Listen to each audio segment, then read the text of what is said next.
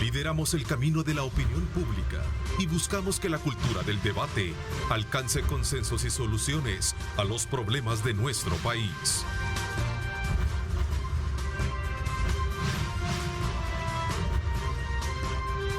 Diálogo con Ernesto López. ¿Qué tal? ¿Cómo están? Qué placer enorme saludarles. Bienvenidos a una edición más de su programa. Queremos agradecerles, como siempre, esa fiel sintonía que nos presta desde muy tempranas horas de la mañana. Y arrancamos esta hora y media, desde luego, como siempre, colocando a Dios en el centro de nuestras actividades y, por supuesto, también temas muy importantes para que usted pueda recoger de cada uno de ellos los insumos pertinentes y pueda construir su propia lectura. Esta mañana vamos a conocer desde la perspectiva de un alcalde, así como también de una concejala, precisamente cuál es la opinión que tienen con relación a estos cambios que se están generando en la propuesta de poder darles a las alcaldías de parte del presupuesto general de la Nación asignaciones económicas para poder desarrollar proyectos y, por supuesto, ciertas modificaciones pertinentes que de alguna manera incidencias van a generar. Así es que quiero darle la más cordial bienvenida esta mañana al alcalde municipal de Ayutuxtepeque, al licenciado Alejandro Noches. Gracias por acompañarnos. Bienvenido, Alejandro. Gracias, Ernesto. Gracias por la invitación y un saludo pues a todos los ciudadanos de Ayutuxtepeque especialmente. Gracias. Bueno, quiero darle la más cordial bienvenida también a Wendy Alfaro, concejala de la Alcaldía Municipal de Santa Tecla. Bienvenida, gracias por acompañarnos. Gracias por la invitación, Ernesto. También un saludo al alcalde y a todas las personas que ya nos están sintonizando. Ahora vamos a hablar del FODES, ¿verdad? Así es, en efecto. Vamos a hablar del FODES, vamos a hablar acerca de todos estos cambios que se están presentando y, por supuesto, la incidencia que esto puede tener desde la perspectiva práctica, que ustedes sin duda alguna conocen muy bien, a partir de las necesidades que tienen los municipios y, por consecuencia, la respuesta inmediata que debe de tener a partir de los gobiernos municipales. Quiero invitar, como siempre, también a que nos acompañe en la segunda parte del programa. Estará con nosotros el ministro de Gobernación y Desarrollo Territorial y también presidente de la Comisión Nacional de Protección Civil, Juan Carlos Vidagaín, con quien vamos a hablar precisamente sobre lo que está preparándose para el día de mañana, el dispositivo de seguridad que va a tener el partido entre El Salvador y México, por un lado. Y por otro lado también vamos a hablar de otros aspectos relacionados con el trabajo que se desarrolla a nivel de protección civil. Así es que no se pierda el programa en la segunda parte de este espacio. A ver, ¿cuál es la opinión? Voy a comenzar primero teniendo desde su perspectiva, alcalde. Decía en una recién entrevista que se publicó el fin de semana, para bien o para mal, creo que es necesario que nos escuchen, es decir, escuchen desde el punto de vista de que no había todavía dictamen aprobado en la Asamblea Legislativa para llevar a cabo todas estas reformas al FODES y, por consecuencia, la designación de fondos por parte del Ejecutivo o del presupuesto, en este caso para las alcaldías. Sí, gracias. Bueno, yo creo de que, primero aclarar quizás que no soy una persona que me resisto a los cambios, soy una persona que estoy dispuesto a ver cualquier situación que se pueda dar de mejora a favor de los municipios, por supuesto que será siempre bienvenido y siempre y cuando sea a favor de los pobladores o de los ciudadanos que yo represento. Cuando yo dije esto es porque creo que los que tenemos el problema o los que tenemos la piedra en el zapato de la situación económica de las municipalidades somos los alcaldes. Y por eso dije que consideraba que era necesario que se nos escuchara. A lo mejor el aporte que podíamos dar de la poca experiencia que podamos tener los alcaldes, creo que sí era oportuno escucharnos, creo que sí es bueno y es saludable, porque al final lo que vamos buscando, al menos mi postura, es buscar el bienestar de las 262 municipalidades para que estos fondos que van a ser transferidos a nosotros, ya sea en el porcentaje que fuera, pues que logremos dar respuesta a todas las inquietudes, a todas las necesidades y solicitudes que nos hace la población. A ver, Wendy, ¿cómo se está viendo desde la perspectiva de ustedes también, no solo como en representación de, digamos, de la institucionalidad partidaria, siendo del partido Vamos, siendo del partido Arena, en el caso del alcalde, sino también ya desde el ejercicio y el nombramiento, pues vea, como concejala dentro de lo que es el gobierno municipal de Santa Tecla. Realmente la experiencia de formar parte de un consejo municipal es bastante, digamos, te da un aprendizaje que no te lo dan ni en la universidad, ni en la academia, ni la teoría. Y cuando vas y sos parte de esos consejos plurales, te das cuenta que hay tantas necesidades que muchas veces no se alcanzan a cubrir en las municipalidades, pero tenés a la población que te está demandando obras, que te está demandando respuestas a sus necesidades. Hay municipios que ciertamente no son FODE dependientes. En el caso de Santa Tecla, pues podemos asegurar que no somos FODE dependientes. Sin embargo, eso no implica que no nos va a afectar. No así otros municipios pequeños que sí dependen precisamente de esos fondos que les van a llegar. Hay deudas, hay cuentas que se tienen que pagar, hay obras sociales, hay trabajo social que también se tiene que realizar. Desde la perspectiva partidaria, estamos nosotros haciendo un análisis bastante exhaustivo.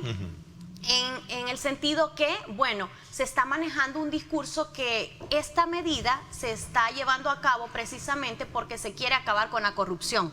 Porque los alcaldes y sus consejos se gastaban el dinero en las fiestas patronales. Ese es el primer argumento que se está planteando. Es decir, correcto. Ya no se va a malversar fondos, sino que va a ser de alguna manera mucho más y mejor canalizado, transparente. Correcto. Esa es parte de las argumentaciones. Pero si nosotros nos vamos a ese objetivo y nos preguntamos, ok, ¿qué es lo que se pretende hacer para eliminar las barreras de la corrupción? Entonces, y lo único que me están diciendo es que los fondos que manejan las municipalidades ahora las va a manejar otra entidad centralizada. Pero, ¿y entonces a dónde está ese proceso que va a impedir la malversación de fondos? ¿Quién me asegura a mí que en esa entidad centralizada no va a suceder lo mismo? Si es que el punto no es cambiar los fondos de una cartera a otra para que los manejen otras personas. El punto es fortalecer los mecanismos que puedan impedir el mal uso de esos fondos. Y cuando digo fortalecer los mecanismos, ya existen las leyes que dan esos mecanismos, pero no se ponen en práctica. Aquí cabería preguntarnos, bueno, ¿y qué papel ha jugado la Corte de Cuentas? ¿Qué papel está jugando la ciudadanía? ¿A dónde están esos mecanismos de transparencia? La participación ciudadana. Es decir, yo creería que si realmente lo que se quiere atacar es la corrupción, deberíamos empezar robusteciendo esos espacios, ¿verdad? Ok, alcalde, siendo prácticos, el mayor flujo económico que tienen la mayoría de municipios viene a partir de la designación del FODE. Esa ha sido la experiencia por acomodación, digamos, por ese sueño de descentralización, de autonomía que en su momento se vendió, pero ya no va a existir. Ahora, este elemento que planteaba Wendy es como la esencia de la discusión y argumentación para ejercer el cambio desde esta perspectiva del nuevo gobierno. Es decir, vamos a erradicar la malversación de fondos, vamos a erradicar la corrupción y que el dinero directamente llegue a la población, ¿verdad? Y no precisamente que pase por los alcaldes. Sí, yo creo de que si bien es cierto, a lo mejor se podrá o no mejorar algunos de estos aspectos que se mencionan.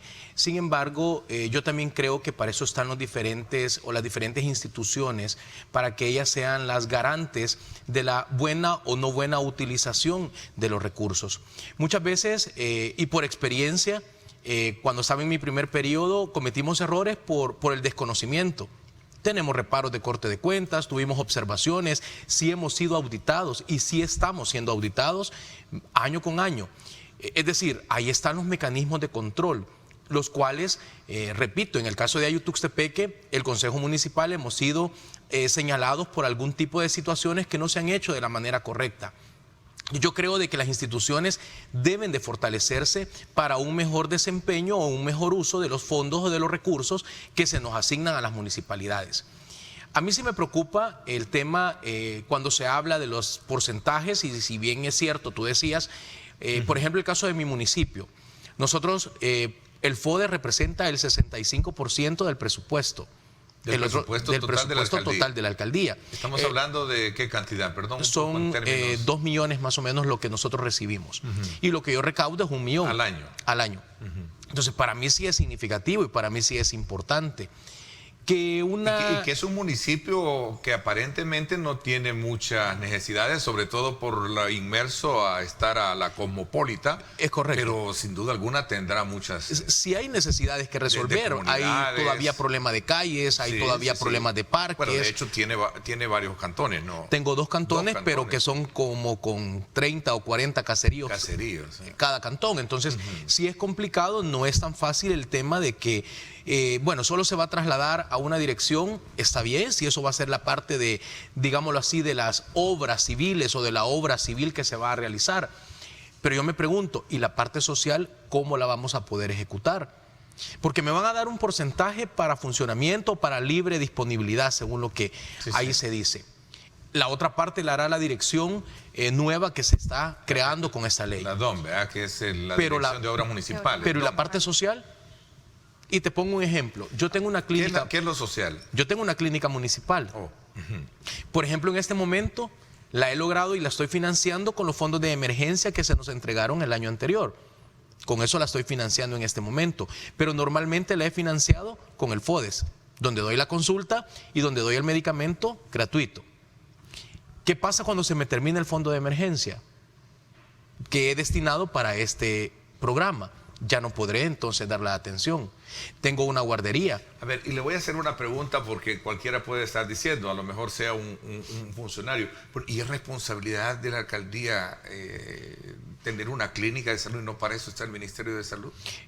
Quizás directamente no sea una responsabilidad, sin embargo, en el Código Municipal y en el aparece de que sí también somos parte de los que tenemos que prevenir algún tipo de situaciones en el tema de salud. Entonces, sí es un poco la responsabilidad también de nosotros. Para aclarármelo desde el punto de vista de que sé que la vez anterior conversaba con un funcionario y me decía, pero es que aquí alcaldes me dicen que ejercen la función, me dice que le compete al Ejecutivo, me dice, con propósitos electorales, decía. Bueno, mire, pero todo lo que vaya en función de beneficio, la lógica me hace entender que está correcto. Pero te puedo poner otro ejemplo.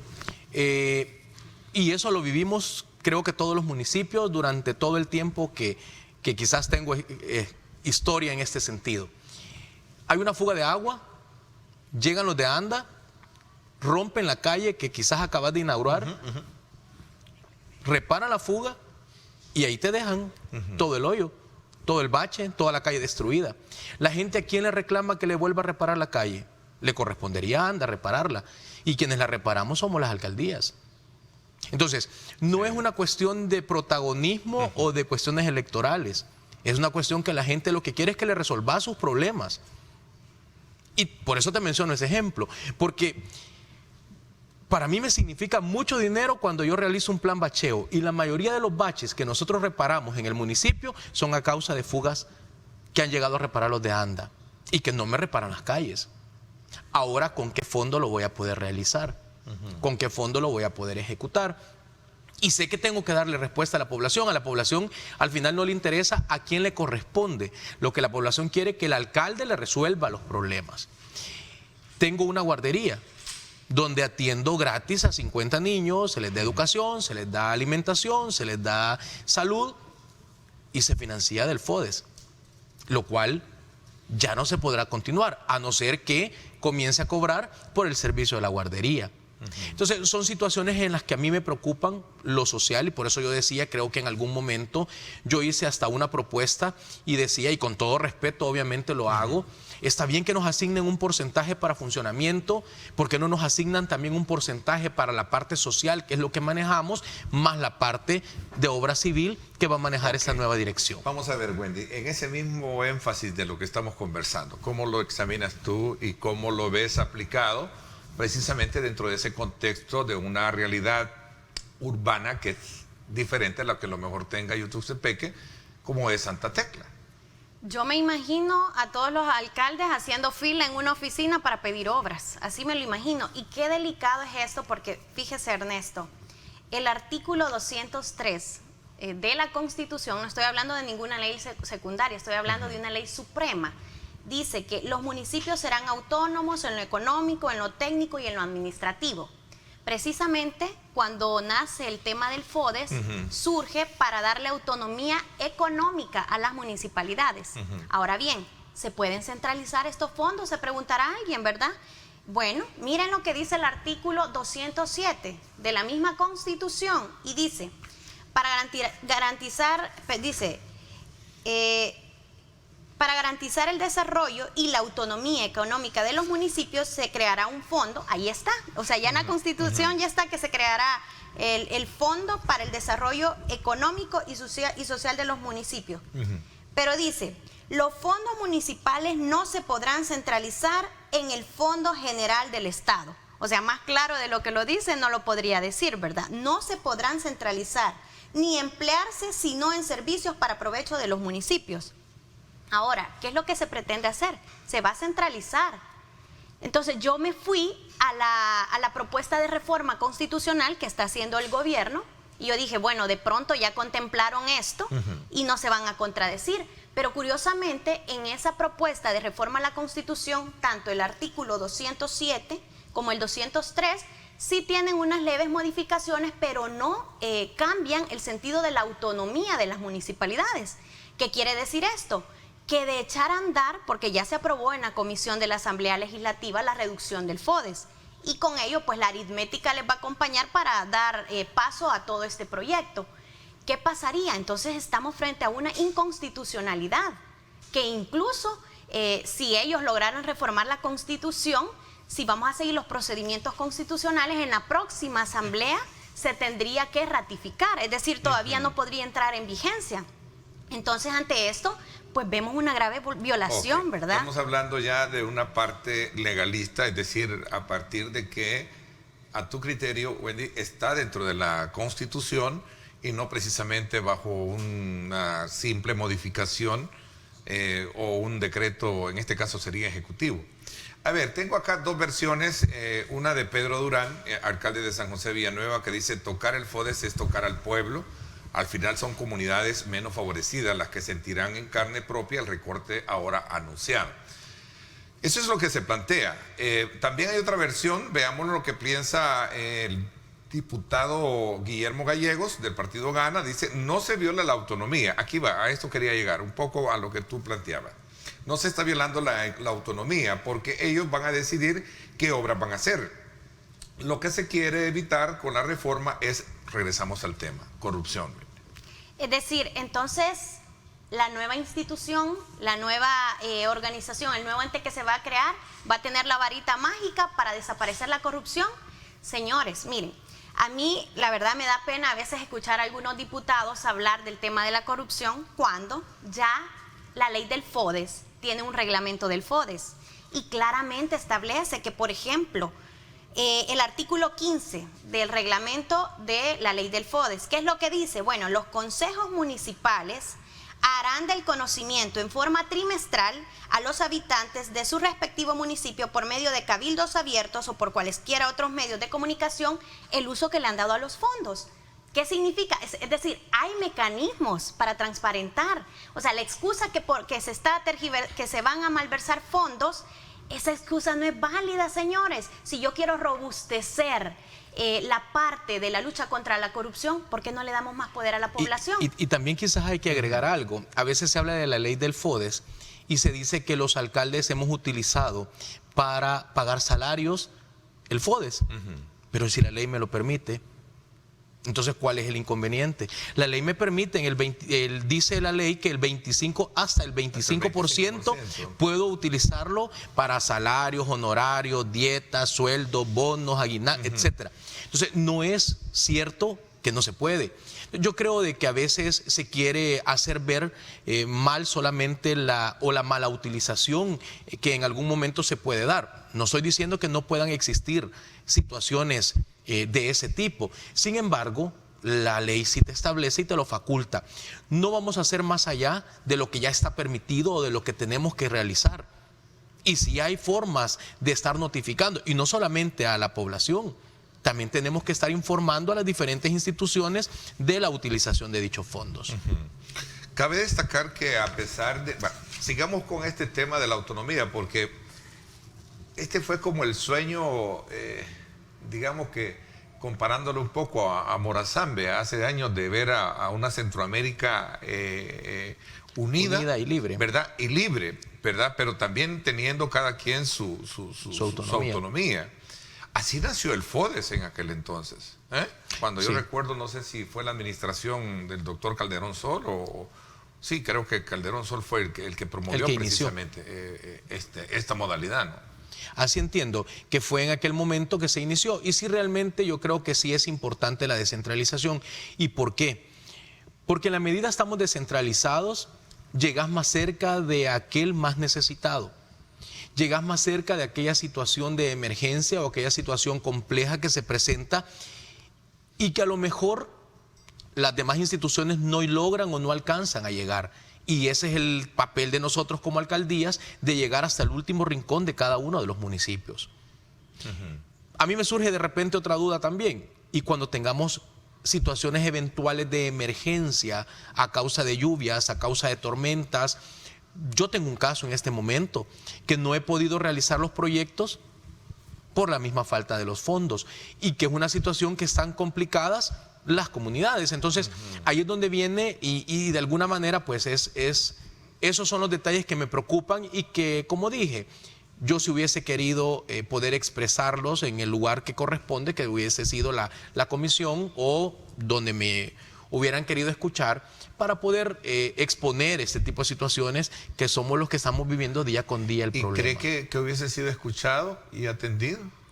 Pues yo tenía la expectativa que pudiera haber sido escuchado. No sé, le hago la pregunta así de manera un poco, no sé, pero digo por el hecho de cómo se están haciendo las cosas en la Asamblea Legislativa, una nueva forma, un poquito más, esto es lo que hay que hacer y se va a hacer y vamos a cambiar toda esta modalidad que ha venido hasta cierto punto, como lo plantean ellos, infuncionable, ¿no? Porque ha dejado toda esta constelación de los puntos que hablamos, corrupción, de malversación, de malos enfoques, bueno, en fin, de tantas cosas, yo lo planteé y esperaba. Y por eso yo le hacía la pregunta, perdón un poco, pero es necesario, es decir, ¿tendrán voz, serán escuchados los alcaldes? Pues el intento lo deberíamos de hacer. Verticalismo de la forma, hay un verticalismo. Está más rígido. Hay una rigidez. Sí. El intento creo que se debe de hacer y no hay que perder ningún espacio para poder buscar entendimiento y consenso. Creo que eso se debe de hacer siempre. De hecho, también he hecho otra propuesta y como digo, desde que empezó a anunciarse la disminución del FODES, también lo he dicho, que cuando se dé algún tipo de estas modificaciones, que empiece hasta el siguiente año, es decir, en el 2022 en este caso. ¿Por qué? Porque la ejecución del presupuesto 2021 estamos ya finalizándola como municipalidades también. Y de alguna manera nos va a venir a afectar, pero si ya nos queda claro que a partir de enero 2022 inicia esta nueva forma, pues nosotros nos tendríamos que ajustar también en nuestros presupuestos. Claro. En cambio, en este momento tenemos un presupuesto como lo aprobamos en el 2020. Bueno, sí, Wendy. No, y algo que también resulta muy delicado de todo esto, y quiero dar un elemento. Se va a crear el DOM, ¿verdad? Que es la Dirección de Obras Municipales. Y tiene un enfoque específicamente de obras, como ya bien lo decía el alcalde. Bueno, ¿dónde quedan las otras aristas, los otros elementos que también conforman la inversión del FODES, ¿verdad? Pero dice que el DOM va a tener un reglamento y que va a ser auditado por la Corte de Cuentas. Y yo pregunto, ¿y es que acaso eso ya no está en el reglamento de la ley del FODES? ¿Es que acaso eso ya no está contemplado en el FODES? O sea, la Corte de Cuentas siempre tiene su tajada de participación en todo este proceso. Entonces, ¿qué elemento nuevo me están dando? Ahora bien, se supone también que se estaría eliminando el ISDEM. O sea, algo muy crítico también, creería yo bueno, cuando ya uno llega a la municipalidad te das cuenta de tanta necesidad que la administración municipal incluso podría llegar a ser más compleja que estar como funcionario en la Asamblea Legislativa. Porque un gobierno municipal tiene sus tres órganos, tiene su legislativo, su ejecutivo y su judicial. Ya se establece así. ¿Cuál es el legislativo? Bueno, su consejo. ¿Cuál es el judicial? La sindicatura. ¿Y cuál es el ejecutivo? El alcalde. Y todo esto tiene que dar respuesta a las necesidades de la población. Al crear y centralizar todo esto, estamos dando un retroceso de muchos años. Ya usted lo decía, bueno, ¿en qué año empezó todo esto, verdad? Sí. La lucha de descentralizarlo. Bueno, en los tiempos de los militares era donde se hacían fila para ir a pedir permiso y a pedir obras, ¿verdad? Pero estamos teniendo un retroceso, no solo en la parte de la lucha por descentralizar, sino también en la parte económica. Lo que pasa es que aquí también hay un argumento, y lo voy a colocar sobre la mesa, que tiene mucho parecido a lo que estamos hablando. Es decir, en aquel entonces, cuando los gobiernos municipales, los gobiernos militares ejercían la mayor cantidad de obras, era algo diferente a cómo se manejaron a partir de la descentralización. No lo voy a decir por todos, sino que a lo mejor por unos. Pero se decía, bueno, el problema es que a partir de la descentralización, de la autonomía y el otorgamiento de dinero, comenzó la corrupción local, decía. Antes los gobiernos, ¿por qué los gobiernos militares hicieron más obras que hoy en día? Hacían un comparativo, válido o no, pero es parte de la discusión como tal. A ver, este tema relacionado con el ISDEN es bien importante. Me gustaría, de alguna manera, ver desde la perspectiva de ustedes como funcionarios municipales la verdadera razón de su existencia o la razón por la cual debe de ser apartado y colocado sobre una nueva figura, que es la que estamos hablando, de la Dirección de Obras Municipales, para que ésta pueda tener de alguna manera el ejercicio de la proyección de desarrollo municipal. A ver, ¿qué hacía el ISDEN y qué es lo que cree usted que va a ser el DON? Ok, el ISDEN pues ha venido siendo el brazo técnico, se ha convertido en aquella institución que de alguna manera pues nos daba un fortalecimiento en lo técnico, en lo financiero, en lo de planeación, en muchas áreas, los cuales son necesarias también en las municipalidades.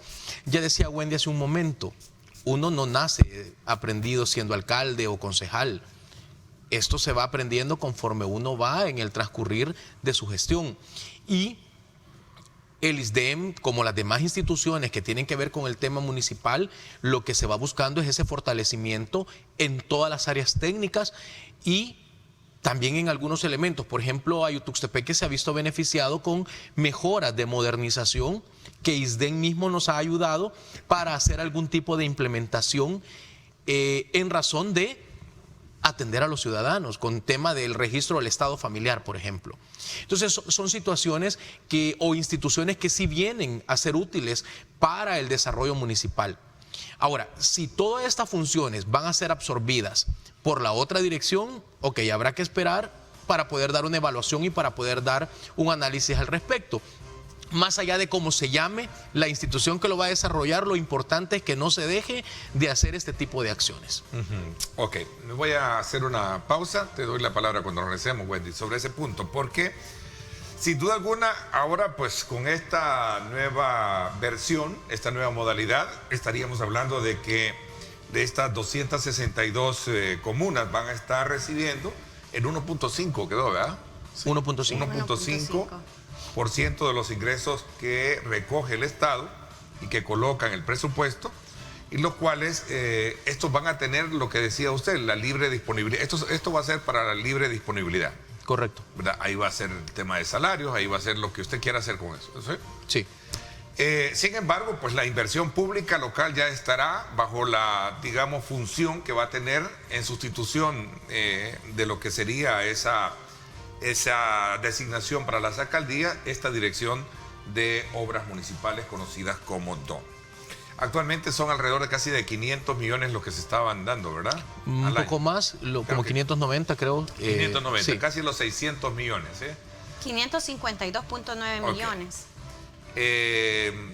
Vamos a la pausa y regresamos entonces para poder de alguna manera seguir comprendiendo mejor desde la opinión de nuestros invitados el tema de las reformas que se están haciendo a toda esta, digamos, forma de transferir fondos desde el Ejecutivo para los gobiernos municipales.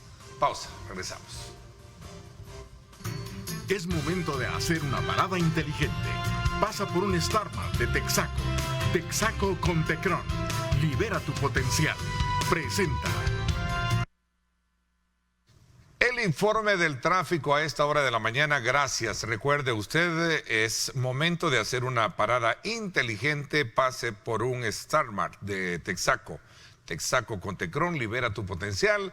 Ahí tenemos a las 7 de la mañana la imagen que nos llega desde el sector de Los Chorros, para que usted tenga de primera mano cómo está el tráfico a esta hora y pueda desplazarse por esta zona. Así es que carretera Los Chorros, así está el tráfico, gracias a Texaco con Tecron.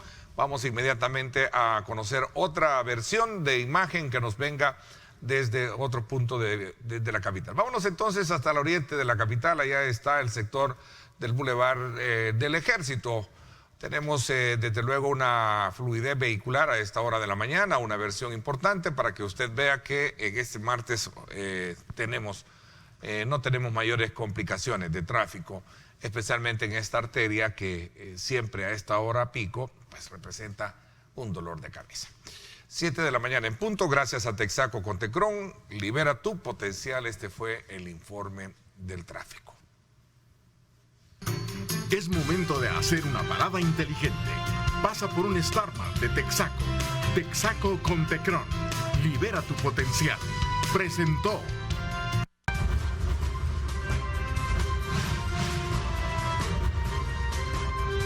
Diálogo con Ernesto López. Bueno, gracias nuevamente por estar con nosotros. Ahora la invitación es para que usted disfrute de un rico café, el café perfecto de la mañana, ¿verdad? A ver, café rico, así es que desde ya los invito a una buena taza de café. Continuamos conversando esta mañana con Wendy Alfaro. Ella es concejal de la Alcaldía Municipal de Santa Tecla, pertenece en representación también del partido Vamos. Alejandro Noches, alcalde municipal del municipio de Ayutuxtepeque, San Salvador, por el partido Arena. Sí hay un problema, antes, y lo hablábamos y voy a traerlo a colación antes de poder hablar y darte la palabra con relación al tema de quién sustituye a quién, porque estamos hablando de el rol que ha venido jugando el Instituto Salvadoreño de Desarrollo Municipal, ISDEM. Pero, ¿qué va a pasar con toda esa infraestructura? Ya, hay un tema que lo hablábamos extra cámara y creo que es importante ponerlo a luz de nuestros televidentes, que es el hecho de cómo contratan ahora y quién participa en esos contratos de licitación. Sobre todo cuando hay empresas que sin duda alguna, y entiendo, y por lo que hablábamos, que lo primero que se les dice es, les voy a pagar, háganme la obra, cuando me paguen el FODE, pero que hay una gran incertidumbre, ¿cierto? A ver, correcto. ¿Qué experiencia?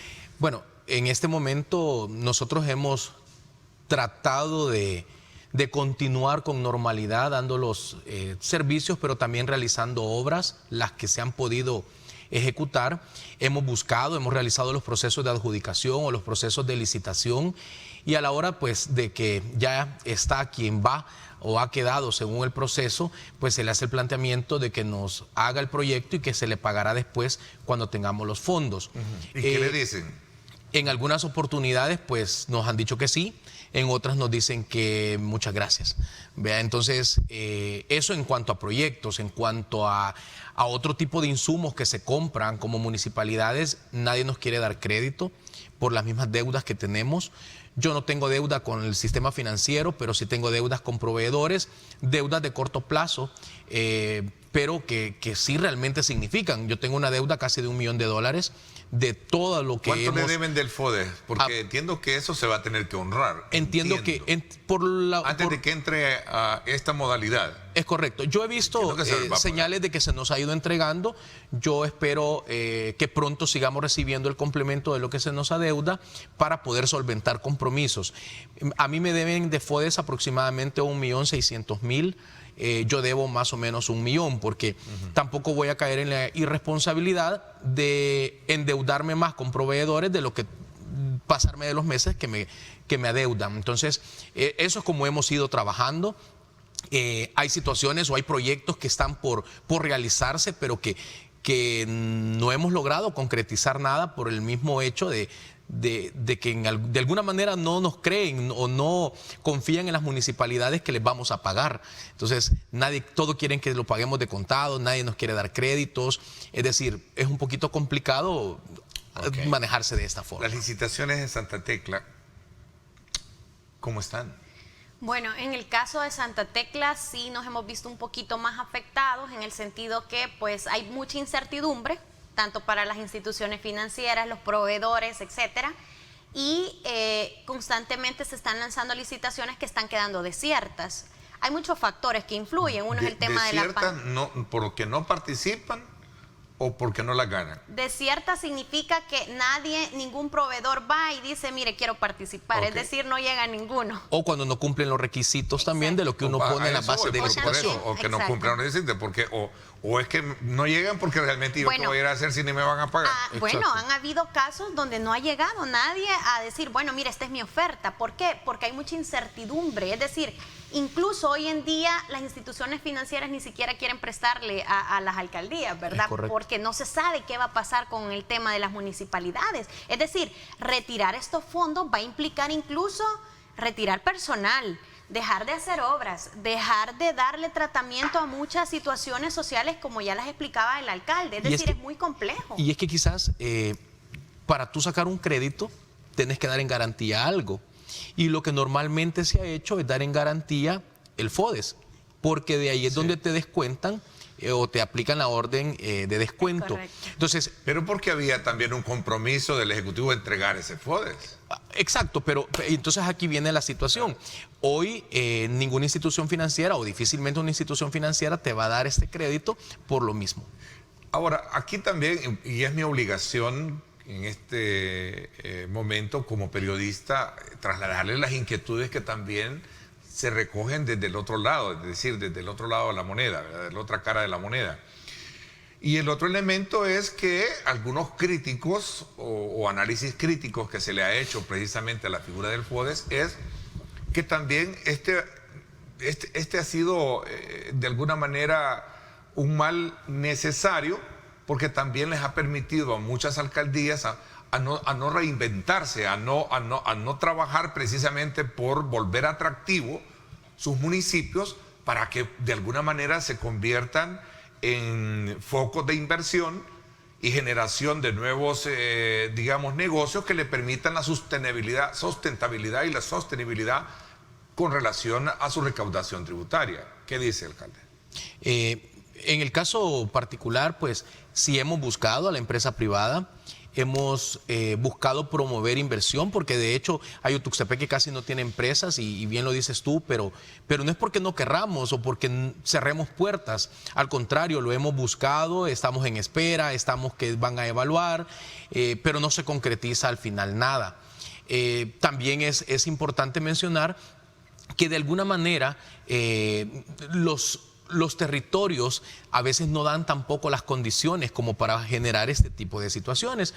Hemos buscado cooperación también con países amigos, y si en algún momento te pueden apoyar con algún proyecto, pero este apoyo o este financiamiento que te pueden dar algún país son a corto plazo y no son duraderos en el tiempo. Hay una vereda importante, y quizás ni vereda, yo creo que es un camino, no sé si es un freeway, el que Estados Unidos está haciendo ahora, el de trabajar más directamente con las comunidades. Hoy, con esta relación tensa que tiene con el gobierno, dijo, bueno, vamos a trabajar en proyectos de inversión y coordinación, ONGs, y directamente con la población. Sí, pero lo que sucede es, vuelvo a lo mismo, porque tú venís y gestionás y te asignan un monto determinado. La Embajada de Alemania, en el caso de nosotros, nos apoyó con el tema de la clínica municipal, lo cual me sirvió modernizar la clínica, pero hasta ahí llega el aporte. Y la sostenibilidad del proyecto ya es responsabilidad de la alcaldía. No es que vamos a estar teniendo mensualmente una aportación de parte de alguna organización o algún país para poderle dar sustento a este programa o a esta situación que ellos nos han ayudado a emprender. Porque ya viene el compromiso de nosotros como alcaldes o como administración municipal, darle continuidad y que eso sea duradero, si no, no te apoyan tampoco con esto. Wendy. Sí, mire, hay otro elemento, Ernesto, que lo dice ya el reglamento, bueno, la ley, ¿verdad? Y es que ¿cómo se seleccionan esos proyectos que se van a realizar con los fondos FODES? La ley dice que se tiene que sacar del insumo que se genere de consultas ciudadanas o cabildos abiertos. Bueno, ¿se cumple esto? Los críticos dirán, miren, pero es que las alcaldías nunca han rendido cuentas de los fondos FODES que invierten. Tampoco van y le preguntan a la comunidad qué es lo que necesita. Ciertamente han habido muchas deficiencias y no se puede negar. Incluso si hablamos, bueno, la ley del FODES y el reglamento tienen algunas cosas que ya quedaron obsoletas y que necesitaban modificarse. Es correcto, y es que las leyes necesitan irse modificando y adaptando a los tiempos actuales. Si lo vemos desde ese punto, hay muchas cosas que se pudieron cambiar, pero vuelvo y repito, o sea, ¿es esta la vía? ¿Realmente este camino nos va a llevar al objetivo que ellos dicen buscar? Creería que no. A mí más me parece que esto es un quítate tú para ponerme yo, es decir, se quita el dinero a las alcaldías porque allá lo malversan, pero ahora lo vamos a manejar nosotros, sin la garantía que ahora se hagan las cosas diferentes, porque el mecanismo va a ser el mismo, lo único que va a cambiar es cambiar de mano y pasando por encima de elementos y ya de estipulaciones constitucionales, ¿verdad? Entonces, en ese sentido, pues el llamado también a la población, ¿verdad?, que dimensionen qué es lo que significa centralizar los fondos FODES. De pronto, las instituciones no le han dado respuesta a sus necesidades, pero los mecanismos de participación ahí están. Y hablando de mecanismos de participación, por ejemplo, el artículo 116 del Código Municipal dice que las sesiones de consejo deben de ser públicas. Pero ahora que ya casi todas las alcaldías le pertenecen a Nuevas Ideas, no veo a ningún alcalde diciendo, bueno, señores, le vamos a dar a conocer a la ciudadanía en qué se invierten los fondos.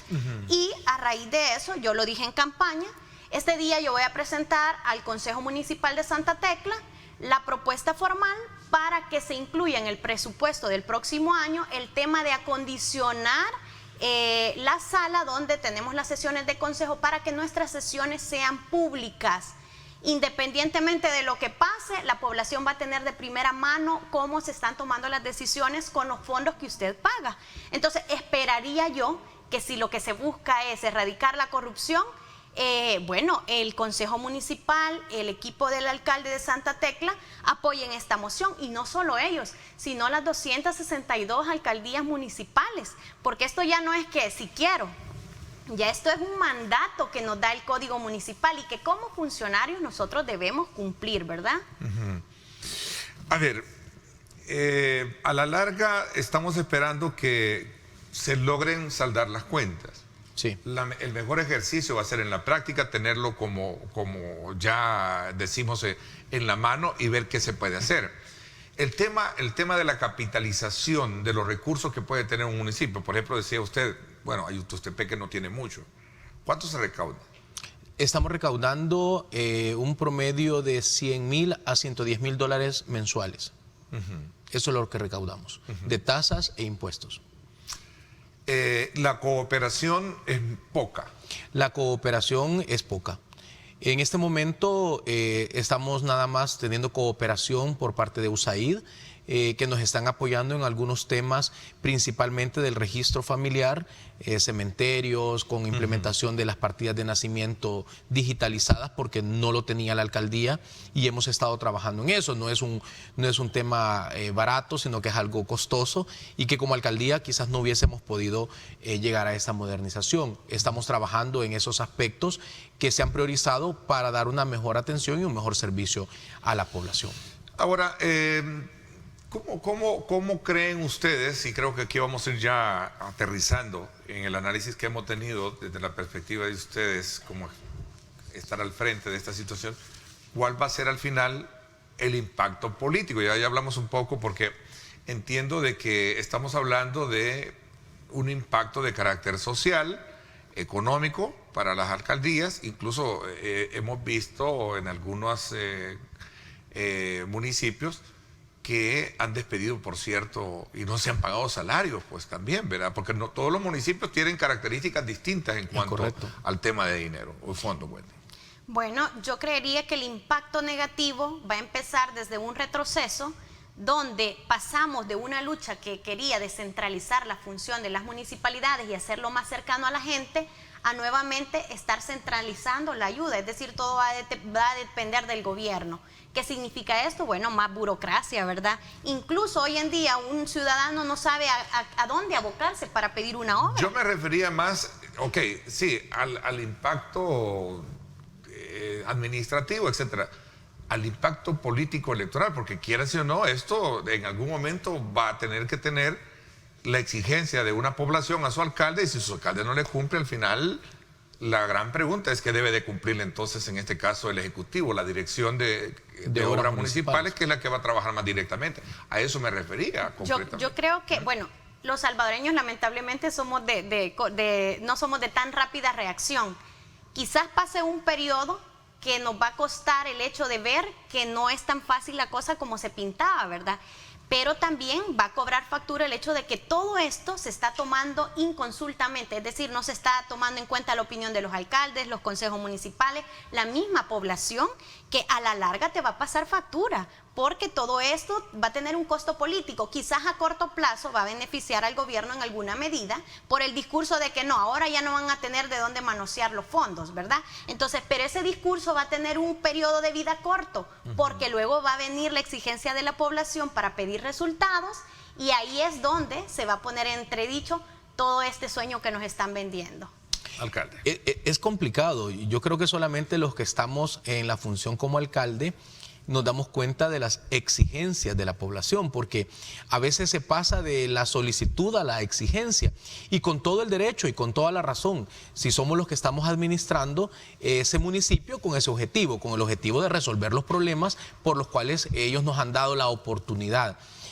Sin embargo, y por eso mencioné hace un momento de que la importancia de la descentralización es porque aquellas situaciones que podrían ser pequeñas para algunos, pero para el ciudadano que lo está necesitando o lo está esperando, es una gran ayuda y es resolverle en gran parte algún problema. Entonces yo creo que sí, obviamente habrá algún costo, habrá que ver en el tiempo a quién será el costo que se le va a estar cobrando, este costo político, y será la población pues la que tendrá que evaluar en ese sentido. Porque a la hora de elevar este análisis desde el punto de vista de la nueva modalidad que tendrá, esto sin duda alguna tiene un impacto, ¿verdad? Ya lo dijimos, pero hay un impacto político electoral que de alguna manera representa como un ítem importante en el aval que la población le da a las administraciones, sobre todo cuando se trata de 1, 2, 3, 4 periodos, ¿verdad? En el cuarto soy. Ajá, en el cuarto, sí, claro. En el caso suyo, muy en particular. Bueno, me dicen que vamos a hacer una pausa comercial y regresamos todavía, entonces mientras regresamos con la segunda parte del programa. Vamos a la pausa y regresamos. No vamos a tener miedo. En un partido, si vos crees en vos mismo, te metes en la mente que vas a pelear por todo. Hagámoslo por nuestro país. Econoparts y Valvoline, patrocinadores oficiales de la Selección Nacional, presenta. Bueno, vámonos entonces a conocer cómo está el tráfico a esta hora. Gracias a Econoparts y Valvoline, patrocinadores oficiales de la Selecta, nos ponemos la azul para que juntos sigamos soñando. Pues soñemos, el motor de la Selecta somos todos. El día de mañana, por cierto, ese gran partido con México. Vamos a ver cómo nos va. Vamos a ser optimistas, como siempre, queriendo y apoyando a nuestros muchachos. No hay bache, ni reto, ni cuesta capaz de frenarnos. Nuestra alineación está diseñada para levantarse, seguir creciendo y ser imparables. Creemos en el poder de tus ideas para crecer juntos y llegar más lejos. Nos ponemos la azul para que juntos sigamos soñando. Boulevard de los Héroes, ahí está precisamente a esta hora de la mañana para que usted conozca cómo está el tráfico a esta hora, ¿verdad? Puede desplazarse tranquilamente, no hay mayor complicación, por lo menos en esta vista que nos presenta esta imagen. Gracias a Econoparts y Valvoline, patrocinadores oficiales de la Selecta, este fue el informe del tráfico. No vamos a tener miedo. En un partido, si vos crees en vos mismo, te metes en la mente que vas a pelear por todo. Hagámoslo por nuestro país. Econoparts y Válvula, patrocinadores oficiales de la Selección Nacional, presentó.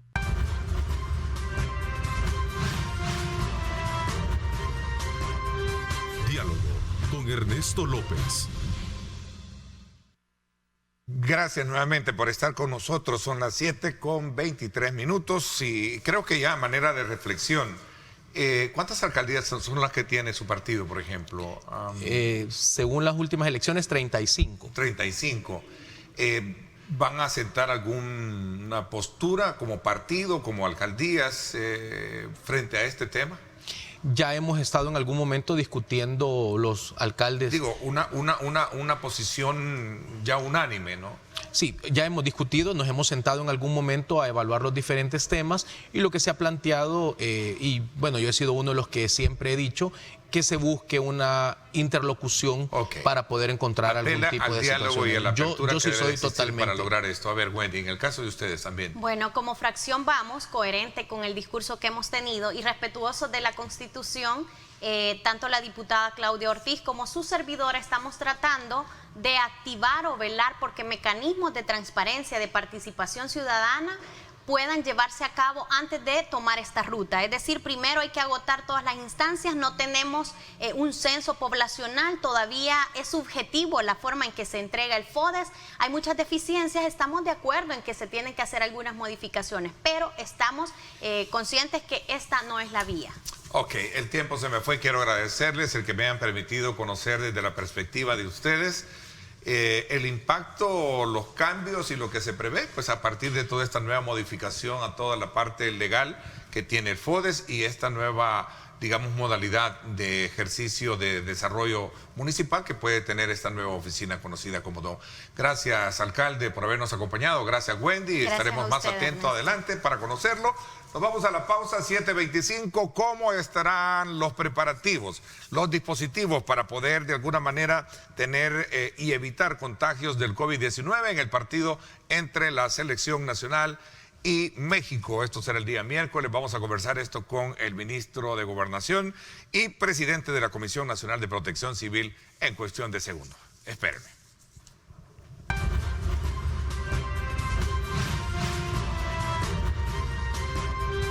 Diálogo con Ernesto López.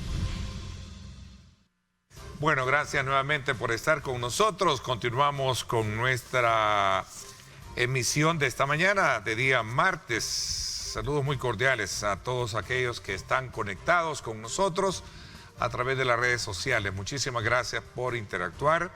Sí, verdaderamente para nuestro objetivo es cumplir el facilitarles a ustedes los diferentes puntos de vista con relación a los temas y que esto nos permita generar una interacción que conlleve, por supuesto, a construir su propia lectura de los puntos y contrapuntos que aquí se abordan.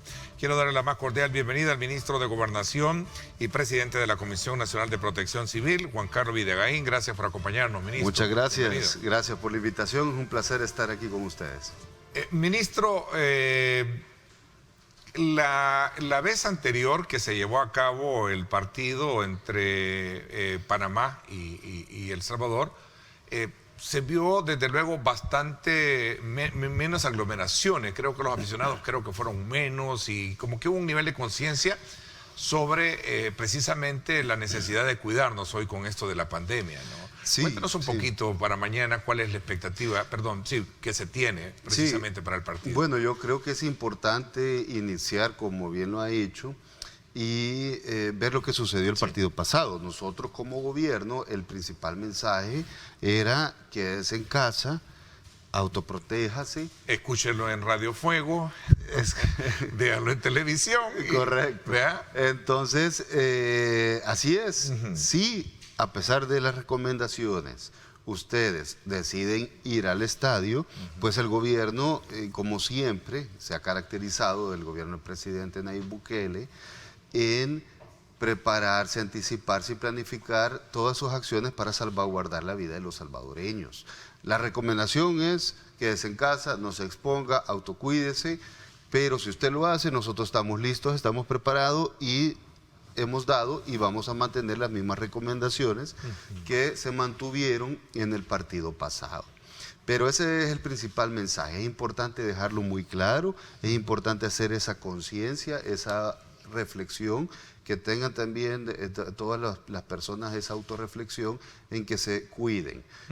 Si deciden ir al final, esto no significa pues, no querer a la selección, no apoyarla. No, al contrario. No, sino que lamentablemente estamos viviendo un momento coyuntural bastante complicado, para nadie es un secreto, y ustedes como gobierno están muy preocupados y también muy ocupados precisamente en ver cómo se contiene lo que podría ser ya esta tercera ola de casos de COVID que estamos viviendo en el país.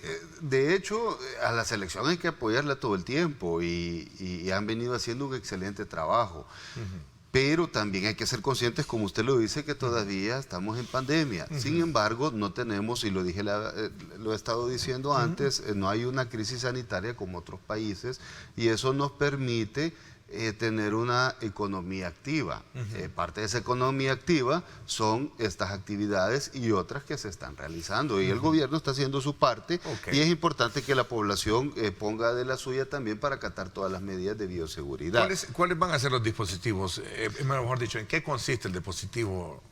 Sí, solo quiero aclarar un punto antes de lo de la tercera ola que mencionó. No hemos tenido una segunda ola siquiera.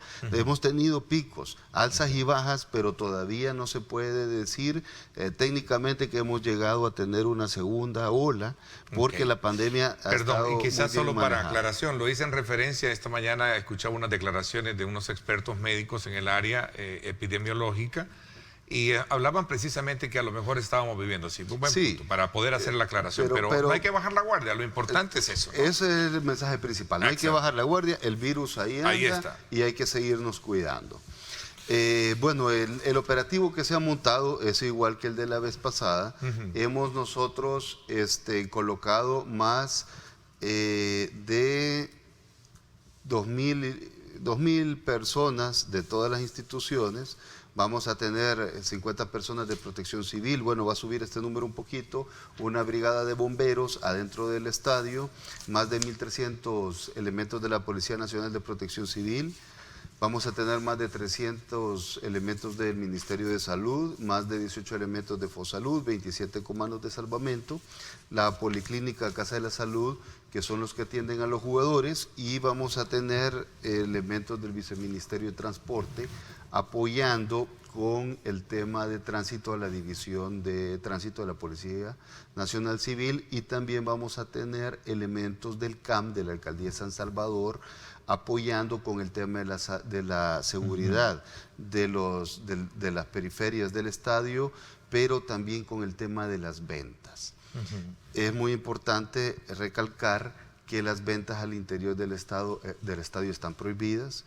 Ya se llegó a un consenso con la federación y con la empresa que administra el estadio. Sí van a poder haber ventas, pero esto va a ser fuera del estadio, como fue el partido pasado. La alcaldía, junto con el Ministerio de Salud, van a estar verificando que estos puestos cumplan con esos lineamientos. Bueno, de alguna manera, esta es una de las grandes apuestas que debe de tenerse para poder controlar y evitar precisamente contagios a la hora de hacerse presente al estadio. Así como lo han advertido precisamente algunos estudios que se han conocido, yo creo que es bueno tenerlos como punto de partida para aplicar precisamente todos esos dispositivos y estas medidas que estamos hablando, ministro. Correcto, sí, no, es muy importante. Vamos a hacer igual como se hizo la vez anterior, vamos a tener unas filas que vamos a organizar con cortaflujos. Van a haber elementos del Ministerio de Salud junto con la policía. ¿Por qué con la policía? Porque también vamos a estar pendientes de las cartillas que descubramos que son falsas. Eso es importante, hacer un llamado a la población que no se expongan, no solo no se expongan con el virus, sino que no se expongan a meterse en un problema legal. En partidos anteriores hemos descubierto algunas personas que intentaron ingresar con cartillas falsas. Nosotros hemos detectado esto desde la primera vez que lo intentaron hacer y tenemos dispositivos de agentes encubiertos adquiriéndolas. Tenemos también validación, el Ministerio de Salud tiene un sistema en donde valida la veracidad de la cartilla. Y así es como se hizo la vez anterior y así es como se va a hacer esta. Entonces es muy importante que seamos responsables. Si no tenemos las 2 dosis de vacuna, pues no asistamos. No podemos exponer a las demás personas que sí han sido responsables y que sí están asistiendo porque han cumplido con la condición de tener las 2 dosis. También van a haber elementos del Ministerio de Salud aplicando alcohol gel y haciendo tamizajes de temperatura para poder garantizar de que las personas que ingresen no vayan con temperatura alta y también vayan con el alcohol aplicado en sus manos. En caso de tener a alguien con temperatura alta, pues se retira de la fila, se lleva a puestos de atención prehospitalaria que ya van a estar instalados de parte de Fosalud o de los comandos de salvamento, se va a reiterar los síntomas y si estos pues efectivamente muestran una señal a que no está del todo bien la persona, va a retirarse del estadio. Lo mismo con las personas que encontremos con cartillas falsas, de nuevo vuelvo a hacer el llamado a que no se expongan. Si son detectados, pues la policía, serán detenidos por la policía y se les abrirá un proceso. Ahora, una condición de distanciamiento en un estadio resulta bastante complicado, ¿no? Veamos un poco esta... en referencia a recomendación que hacía un estudio de la Universidad Francisco Gavidia de colocar un aforo importante a la hora de llevarse a cabo este evento. Sí, hay que hacerle el llamado a las personas. Nosotros como Protección Civil y la Comisión Completa Nacional de Protección Civil, el Ministerio de Salud y la PNC han estado desde los partidos anteriores incentivando a que esto se cumpla. Es algo complicado, sin embargo, la vez anterior las personas no asistieron en su totalidad como esperaba el estadio tener los boletos vendidos. Vamos a ver cómo se comporta. Este es un partido, definitivamente es una realidad que hay que aceptar, siempre esperado por toda la afición y es muy probable que tengamos mayor afluencia que la vez anterior. Por la trascendencia de los dos equipos, ¿no? Bueno, del equipo México, que sin duda alguna siempre ha sido un partido muy esperado, ¿no? En el fútbol. Sí, entonces bueno, volvemos a hacer la reflexión a las personas de que cuando ingresen al estadio mantengan la distancia, pero sobre todo no se quiten la mascarilla. Por eso es que están prohibidas las ventas de bebidas y comidas al interior del estadio y también todo el personal que nosotros tenemos durante todo el evento está verificando que las personas cumplan con las mascarillas puestas. Hemos detectado en el partido anterior y en otros personas que se la quitan. Inmediatamente hay personas del equipo de gobierno que se acercan a ellas para poder asegurarse que se las vuelvan a poner o de lo contrario son retirados del partido. Así es, sí. De hecho también un poco en referencia a esto hay estadísticas de que una persona que esté en esa condición puede llegar a contagiar alrededor casi de 300 personas, decía el estudio, estaba leyendo el estudio de la universidad. Y lo importante es, y reitero, no es esto un boicot, sino que simplemente aceptar de que estamos en otro tiempo y que el espectáculo merece ser visto por todos y apoyado en nuestra selección, sin duda alguna. Sí, no, y respetemos también al prójimo. Si vamos a ir al estadio, cumplamos con las medidas. Si no vamos a ir, pues qué bueno. Están acatando la recomendación y el mensaje principal es que no se expongan, que se queden en casa. Pero si deciden ir, acaten las medidas del gobierno. El gobierno tiene todo preparado para poder asegurarse que se cumplan las medidas de bioseguridad, pero es trabajo de todos. También depende que las personas cumplan con los procedimientos para que puedan tener una actividad tranquila y no expongamos ni a las personas que tenemos a la par ni a nosotros mismos. ¿Desde qué horas comenzará el dispositivo de tránsito? Porque me imagino que van a tener mucha regulación. Sí, va a comenzar desde las 8 de la mañana y vamos a abrir las puertas del estadio desde las 12 del mediodía. Esta es otra acción para que las personas vayan con tranquilidad y no se aglomeren para poder entrar al estadio. De todas formas, adentro del estadio tienen que seguir un proceso de cola con cortaflujos, así que de nada sirve de que lleguen corriendo. Por favor, háganlo con calma. Y van a tener desde las 12 del mediodía hasta las 8 de la noche que comienza el partido para poder llegar con tranquilidad. Toma de temperatura, exigencia de la mascarilla y todo eso va a ser en cada uno de los ingresos que tiene el estadio, ¿no? Así es. A ver, creo que es importante. ¿Tienen ustedes alguna cifra de cuántos boletos? Entiendo que anda alrededor de los 32.000. Han ofrecido 31.000 boletos. 31. ¿Cuántos se han vendido? Los vamos a saber hasta horas antes. La última vez fueron 29.000 boletos, llegaron creo que entre 7.000 y 9.000 personas. ¿Hay alguna condición previa que el gobierno, a ustedes como autoridades, han tenido con autoridades de FIFA para poder de alguna manera buscar mecanismos de coordinación y que este espectáculo deportivo sea desde luego menos afectivo, si lo queremos ver en medio de esta pandemia, ministro? De hecho, estas condiciones son con ellos que se han tratado, y con la FIFA y con la Federación y con la administración del estadio. El gobierno se ha reunido con ellos. Ayer se tuvo una reunión con la Dirección General de Protección Civil, el Ministerio de Salud, la PNC y la Alcaldía de San Salvador con la Federación.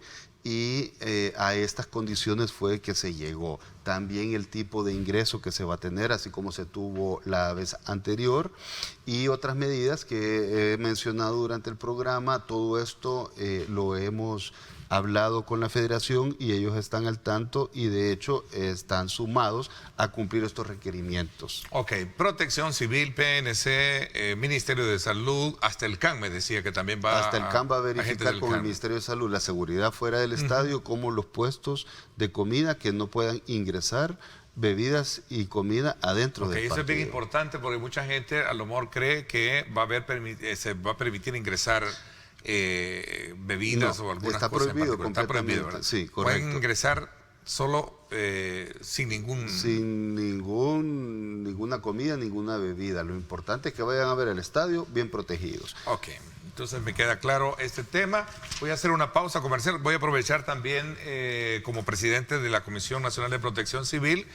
¿Cuál es la evaluación casi al cierre? Digo casi al cierre porque todavía no tenemos el cierre de la época o de la temporada invernal, pero sí también de algunas situaciones que se nos presentan casi al cierre de ese ciclo, que es casi un común, ¿verdad?, encontrándonos a lo largo de las experiencias que hemos tenido en el pasado. Voy a la pausa, 7:43. Gracias por estar con nosotros.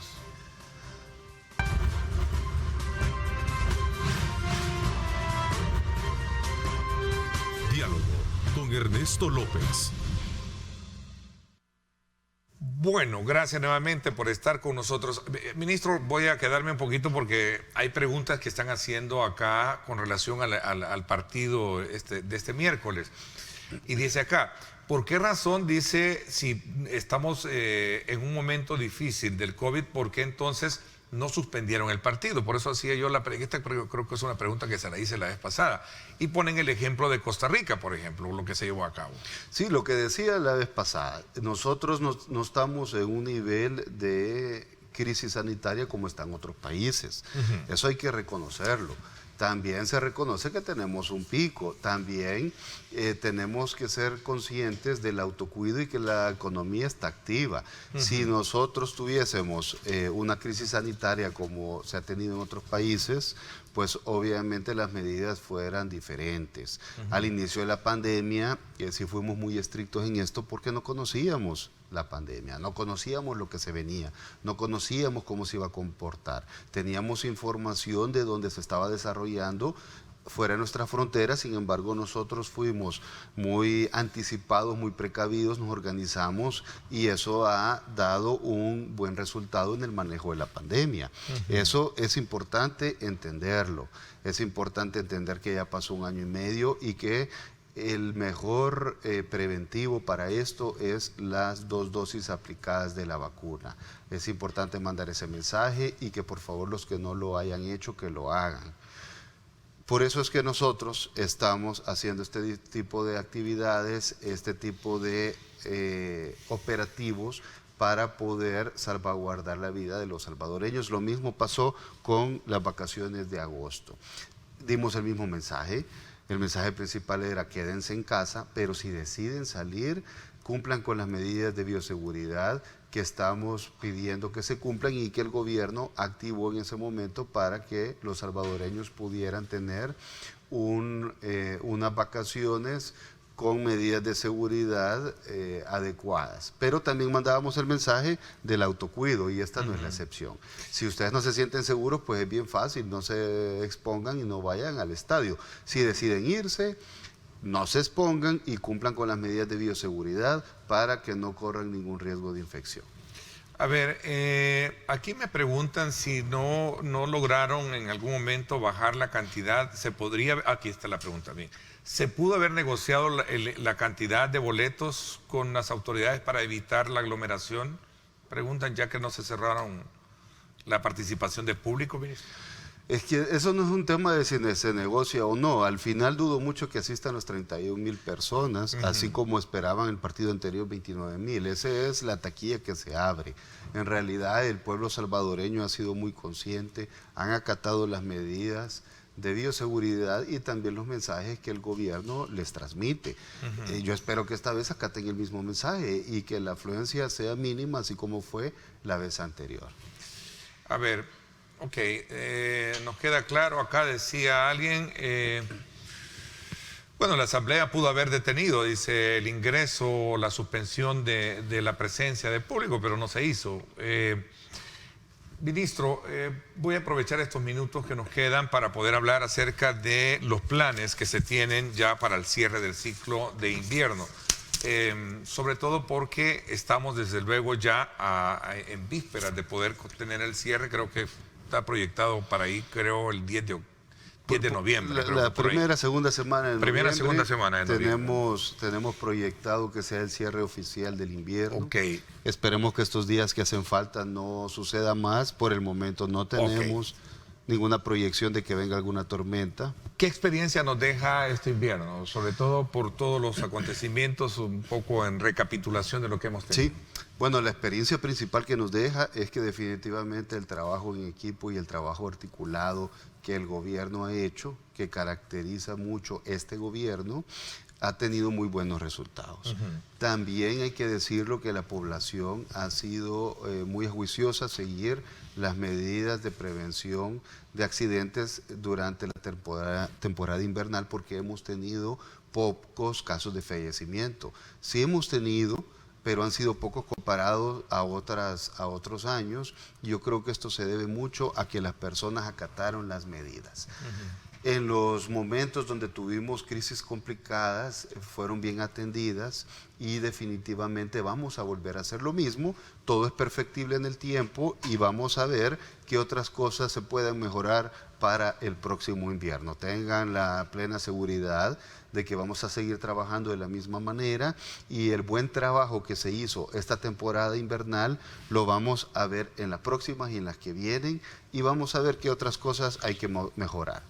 Es importante decir de que el Ministerio de Gobernación ha estado desde mayo preparando la Dirección de Protección Civil con una inversión de 5 millones. Esto se ha visto reflejado en el trabajo y en la calle y vienen más temas como equipos de apuntalamiento y rescates para terremotos en caso que tengamos algo, otro tipo de rescates que se pueden presentar con el tema de la Dirección de Protección Civil y la Comisión Nacional. También hemos estado invirtiendo, como el proyecto de 70 millones de bomberos, este año hemos estado invirtiendo 6 millones como parte de ese proyecto macro que tenemos para los bomberos, y ya se abrió el reclutamiento para más de 400 bomberos y más de 40 inspectores que vamos a tener nuevos para que puedan iniciar a final de año, y en la temporada de incendios que normalmente viene enero, febrero, vamos a tener un cuerpo de bomberos sumamente enriquecido, no solo con personal nuevo, sino que nuestros héroes que siempre han dado el 100, van a tener equipo nuevo para poder atender los incendios que muy valientemente han estado atendiendo todo este tiempo. Bueno, usted tocó un tema bien importante y que tiene que ver precisamente con el tema de poder estar preparado ante cualquier situación sísmica, por ejemplo. Recién cumplimos un aniversario más de aquel fatídico terremoto de 1986, y creo que es importante medir los alcances que puede tener la preparación de una población, porque hay experiencias como Japón y otros que de alguna manera, cuando existen cierta, digamos, preparación, educación en la población, a veces también los impactos son mínimos, ministro. ¿Está el país preparado para enfrentar situaciones como puntualmente la que menciono? Pues nos estamos preparando. El Ministerio de Gobernación, junto con la Dirección General de Protección Civil y el Cuerpo de Bomberos, se está preparando precisamente para eso desde principios de este año. Justo este día es el simulacro nacional del terremoto que tuvimos hace 36 años. Este simulacro va a comenzar en un par de horas y vamos a tener un despliegue importante. Vamos a tener más de 36 hospitales participando, más de 260 unidades de salud, 168 alcaldías que se han sumado al simulacro, 3.695 centros escolares públicos, 336 privados, 12 fundaciones, 249 instituciones públicas y empresas privadas 65 y 124 oficinas de la Policía Nacional Civil. Este simulacro va a ser importante porque vamos a hacer un despliegue o más bien vamos a simular diferentes operaciones de rescate o de actuación en caso de un sismo, y esto nos va a permitir dar un refrescamiento sobre lo que debemos de hacer en caso que tengamos uno real. Vamos a tener evacuaciones de personas, vamos a tener asistencia prehospitalaria en el simulacro, también vamos a tener rescates hidráulicos y extinción de fuego. Esto va a comenzar, creo que en un par de horas, van a poderlo ver, lo vamos a documentar, y nos va a servir también para poder hacernos una evaluación de qué es lo que hace falta tener listos en caso de que tengamos un evento como estos. Y también le va a servir a la población dar un refrescamiento sobre qué es lo que tienen que hacer en caso que suframos un terremoto. Uno de los grandes problemas que tenemos hoy en día, dice un televidente, es que el nivel educativo con el cual se preparan a los niños desde las primeras niveles educativos, es que no se les enseña precisamente. No sé si esto de alguna manera es... Sí. Porque yo creo que sí, siempre hay como una especie de como curso, pero no hay en sí, obviamente, una... Hubo, me acuerdo, sí, cuando yo era pequeño, en el colegio teníamos este tipo de asistencias, llegaban bomberos o llegaban rescatistas, eso se ha perdido, y precisamente parte de la reestructuración que estamos haciendo en el ministerio, tanto en cuerpos de bomberos como protección civil, estamos ya haciendo este tipo de unidades. Llevarlo a reglamentar y hacerlo ley, porque sería bueno que se les dé, porque somos un país que, si nosotros un poco buscamos en la historia, lástima que no tengo ese dato acá a la mano, pero la región centroamericana de por sí es una región altamente vulnerable, ¿no? Al tema de riesgos. Sí. Y el tema sísmico no lo podemos ignorar, pues al final hasta conocidos somos como el Valle de las Hamacas. De hecho, en teoría ya vencimos el promedio de terremotos que por costumbre cronológica hemos tenido. Digo costumbre porque es algo impredecible. Entonces, con la división de inspectores de bomberos, de 7 personas que recibimos, el cuerpo de bomberos de inspectores, a partir del 15 de octubre van a haber 40 inspectores.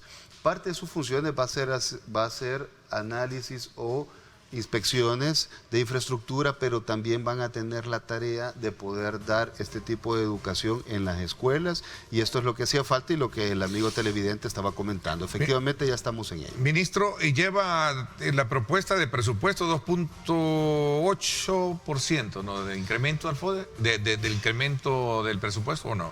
Hemos hecho una propuesta de presupuesto en donde hemos metido todos los proyectos estratégicos. Estamos esperando la evaluación de la Asamblea. No, este fue lo que tuvo en el 2000, lo que tiene actualmente, ¿no? Pero ha hecho hemos hecho una nueva propuesta, por supuesto, todo lo que hemos estado hablando para poder mejorar. Para poder mejorar la institución. Ajá, ok.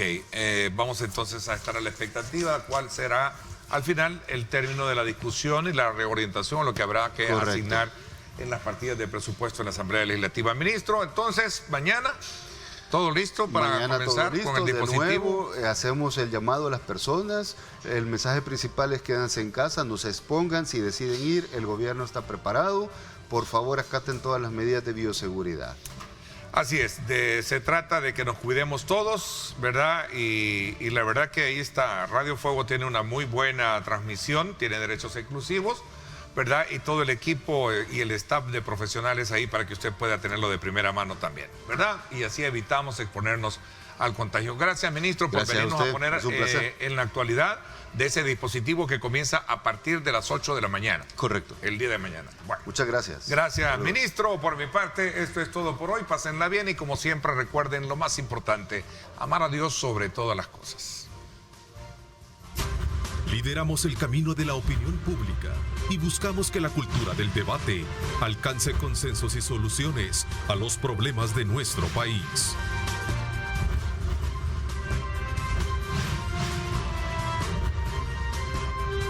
Diálogo con Ernesto López.